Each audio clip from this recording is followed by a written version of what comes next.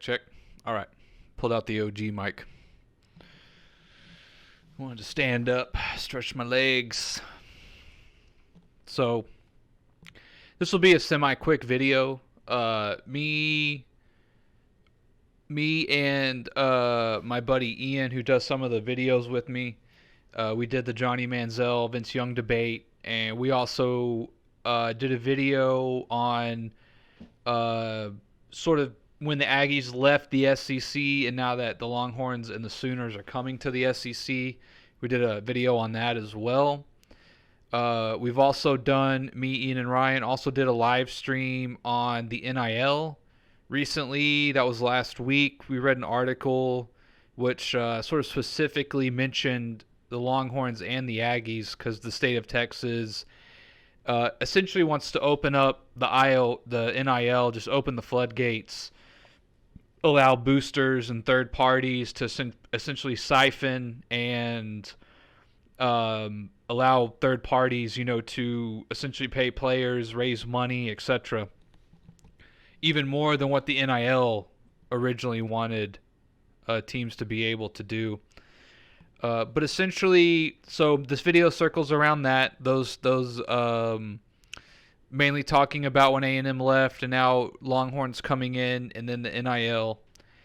And essentially this my main point, or the topic I wanted to discuss, or my point of view is that I think, again, I'm an Aggie. I think A&M has the most to gain from the new NIL rules. At least the opportunity to gain the most, right? I think Ian's a Longhorn. I think he largely agrees with me on this. And what I largely mean by that is I also did a live stream called Aggies, It's Time to Collect, which was kind of loosely based on this as well. But I kind of just wanted to make a video and reiterate it. But essentially, what do I mean by that, right? Essentially what I mean is this. Not a lot of people, the average college football fan, right, I don't think understands just how deep the pockets are at A&M in terms of revenue, whether it be from sports, tuition, etc., right? First off, A&M is a massive school, campus-wise, just quantity and size, right? Again, that's one of the advantages, now that I think about it, that is one of the advantages of not being in a sort of big, crowded city, correct? Yes, you might maybe be more well-connected, have a better network, you're able to draw in college recruits to the nightlife, right? But on the flip side of that is, A&M has tons of room to expand, their campus is huge, they can fit way more people, correct, in terms of just the overall quantity of students, right? And right here, what I have on the screen is essentially this is, I believe this is just football revenue from 2022, right? This is just football revenue. And I will pull up, as I talk, I'll pull up other articles and things like that. But essentially, and in fact, since I said that,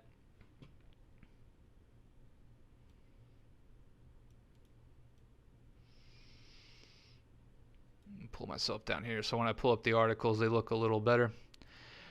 But essentially, in terms of tuition, right, overall revenue, not counting sports and anything else, A&M is essentially top 5, largely, and Texas is also up there a lot with them as well. But in terms of football revenue, they're usually top 10.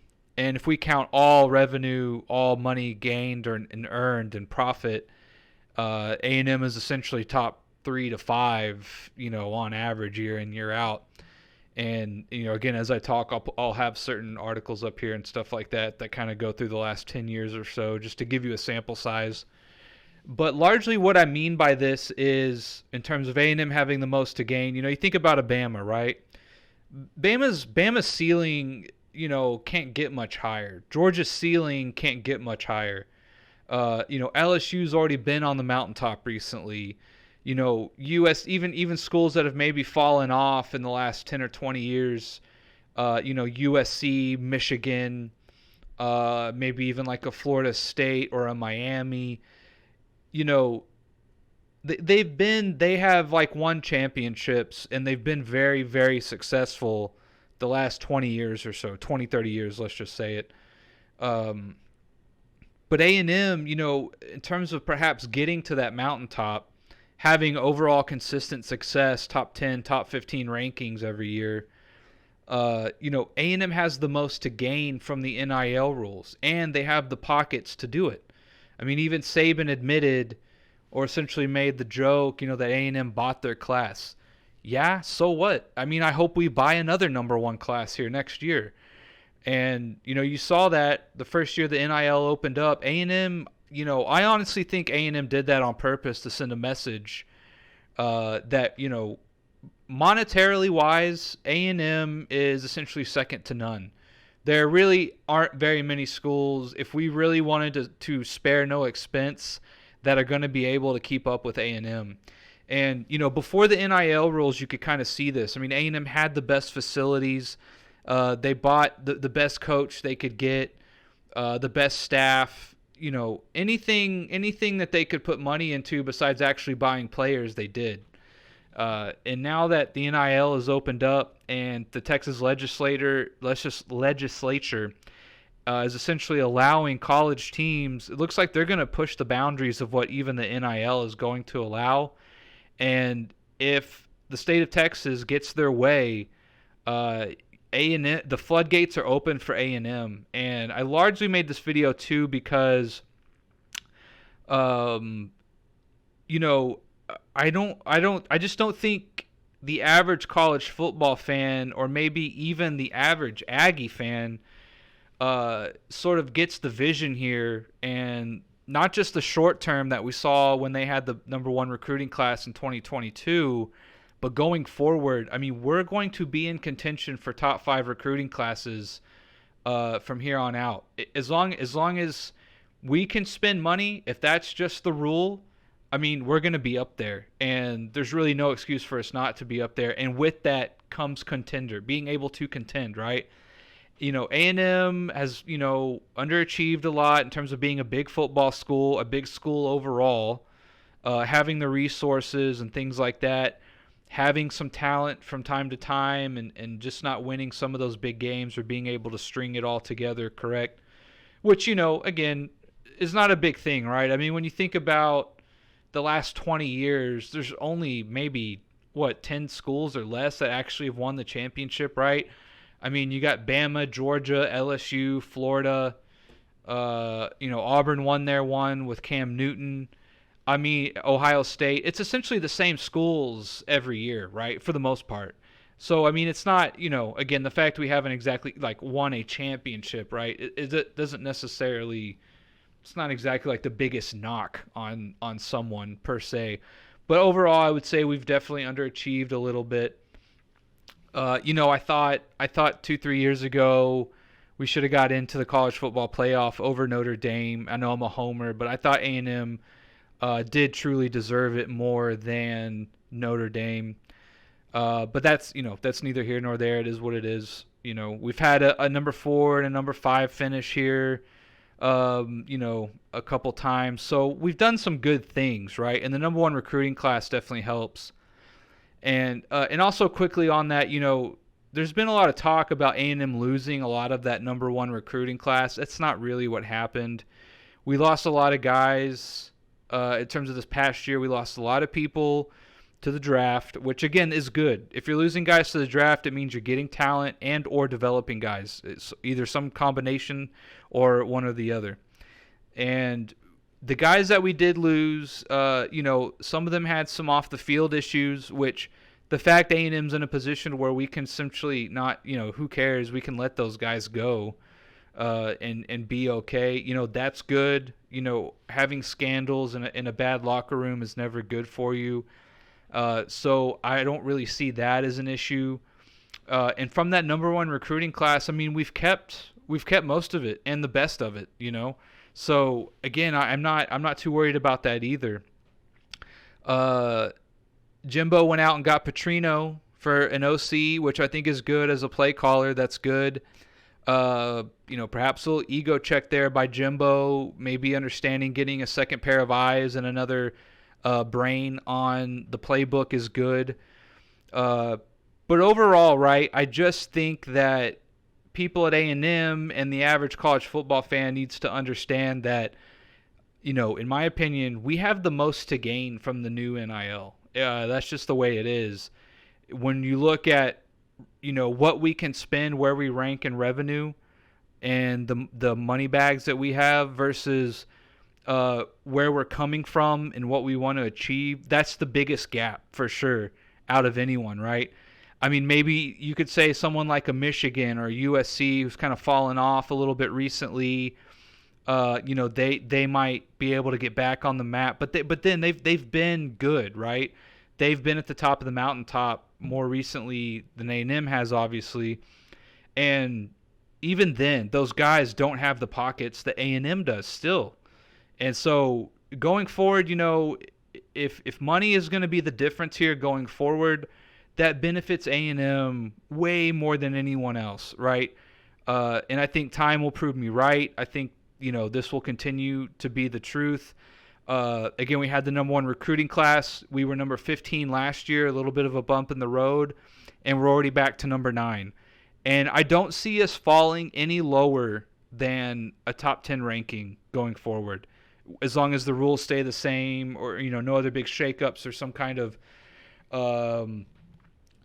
just travesty or something like that, some kind of tragic event or anything that just is sort of unforeseen, right? But the way it is now, A&M will be buying top 10 classes, right? And that's just the way it is. And I think more like top 5 is probably what it's going to be, in my opinion. We'll see what happens. But again, A&M's revenue, A&M's money, A&M's pockets are essentially second to none. And if the Texas legislature goes through, which we had a live stream on the article, and this goes doubly for Texas too. I mean, unfortunately now that Texas is going to be in the SEC, sort of what's good for us is good for them now going forward. Which I guess from where we used to be, right? That's an improvement overall. Still can't be mad about that. I do think. How do I best put this? There is no like real advantage for Texas anymore compared to when we were in the Big 12, right? And you could also say that the advantage of us being in the SEC will go away. But again, over the course of us being in the Big 12 up till next year, A&M has closed the gap with Texas essentially. I don't really think there's any arguing that. Considering where A&M used to be under their thumb, it's definitely not going to be like that anymore. We were just talking the other night how the Big 12, they didn't equally profit share and split TV deals and TV rankings and revenue and things like that. So the advantages that Texas used to have in the Big 12 when they come to the SEC are no longer there. And A&M can go penny for penny with Texas just about, essentially. I mean, there really is no advantage anymore for Texas versus A&M. Now, talking about A&M and Texas, I think they are going to have an advantage over Alabama, over LSU, in terms of just strictly talking revenue and money, correct? A&M and Texas, knock on wood here, again, things are going a certain way, right? Bama's winning, Georgia's winning. Bama's winning, Georgia's winning. Sneak in LSU, sneak in Auburn, Florida before that, right? In terms of just the SEC, right? You shake things up, right? That can only help us, and sort of Texas at the same time. That can only help us, shaking up the landscape, changing things. If Bama and these other guys are always up here and then you shake things up, right? That can only help us. That can only help us that within this change of the landscape, A&M is able to close the gap and make some moves, correct?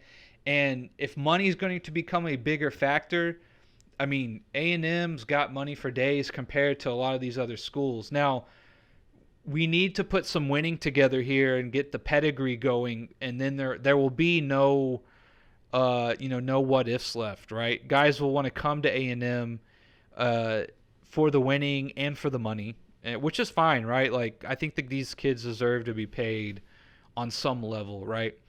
Uh, so that's neither here nor there in terms of whether the NIL is good or not, or if it's morally right or whatever, right?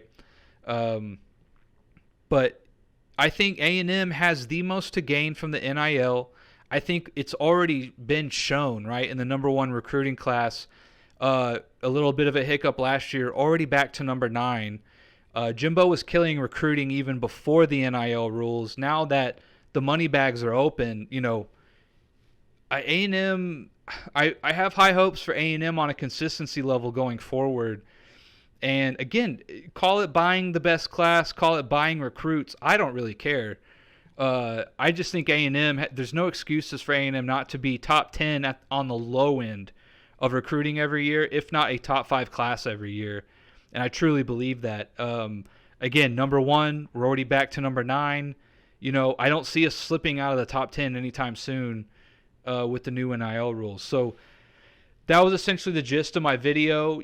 I think that there's a little bit of worry in Aggie land right now because of last year, which is, fair enough. It's just unfortunate the quarterback position is not hit, right? We've hit running backs, we've hit offensive linemen, we've hit wide receivers. We had an amazing defense a couple years ago, but the X factor, right, of football for the most part is essentially the quarterback, and we just haven't. It just hasn't hit. But, Haynes King got hurt one year. That sucks. He just wasn't all he was cracked up to be last year, which is just how it goes, right? He was a 4-star. I think he was a 5-star at one point and then got demoted down to a 4-star. Connor Weigman, who's going to be our starter now, he was a 5-star. You would think between those two guys, one of them's got to hit, right? And, Haynes King had such a long windup. I never really liked his release. Not that I'm an expert football thrower or anything like that, or a scout. But, you just watch Connor Weigman, the way the ball comes out of his hands compared to Haynes King. It's just smoother, quicker, faster. It's got more zip and velocity. You can just see it. Haynes King looks like he was maybe a bit more of an athlete. I think he could run a little better. That's not to say that Weigman can't move in the pocket, though, right? Tom Brady and Peyton Manning weren't exactly athletes, but you really are just trying to, within a game of inches, right? You're just trying to move a little here, step up here or there, if you really know what you're doing as a quarterback, to buy that extra second or two, right? So I think Weigman, knock on wood, I think Weigman's going to be the guy. I'm just kind of odds, if Haynes King didn't quite do it, I think Weigman can do it. He looked so much better than Haynes King, in my opinion, when he played. Of course, made some mistakes here or there, but I just thought throwing the ball down the field, hitting guys in stride, again, I mentioned the zip and the velocity, right? I just think he looks so much better than Haynes King. And I had high hopes for Haynes King. I really thought a 4-star coming in after, Kellen Mond led us to that victory over UNC when we finished number 4. It just seemed like the momentum was on our side, and then he breaks his leg, and it's just the way it goes, right? Sometimes the ball doesn't bounce your way. It's just that's why we watch sports, right? So, but ultimately, though, the future is very bright at A&M with the NIL rules. I think we have the most to benefit from it. If A&M's willing to spend the money, they have the money, and they're essentially second to none overall in money, right? So that's just a gist of my video. Also, if you've listened this long, I put a poll up what debate you guys want to see next. If you don't like one of the 3 options, you can just write it in what you guys want to see us debate. We're mainly from Texas, right? So we got some Rockets fans, Mavericks, Astros, Rangers, Texans and Cowboys, Aggies and Longhorns. But we'll debate anything, essentially. If you guys want to see it, let us know. I'm obviously a bit of a basketball guy. My other friends are more football and baseball a little bit. Uh, but if you guys want to see a debate or something, let us know. We think it's good content. We obviously love debating. A little bit of kayfabe for you. For those of you who know what that is, we're big wrestling fans too. So if you guys have any wrestling ideas, that's also something we can do. I want to do a stream on 90s, 2000s Attitude Era Wrestling. I think we're going to do here soon to kind of talk about that. But we can debate wrestlers and stuff too as well. But yeah, guys, let us know. And again, the NIL, I just think it looks good for A&M. I think we have the most to gain. I think we will gain the most. And ultimately, I think this takes us from that tier 2, maybe high end tier 2, very low end tier 1, depending on how you rank those tiers. To I don't want to come out and say be a contender, right, every year, but I think once every 5 years, if we're recruiting, there's no reason why we shouldn't be able to hit a team or two there that is really, really, really good. It has a shot. That's kind of, I think, if I had to have like modest hopes, I would say once every 5 years, people think A&M might do something special this year. That's kind of what I'm hoping. And again, we take that right from where we came from. So, but that's my video. See you all in the next one.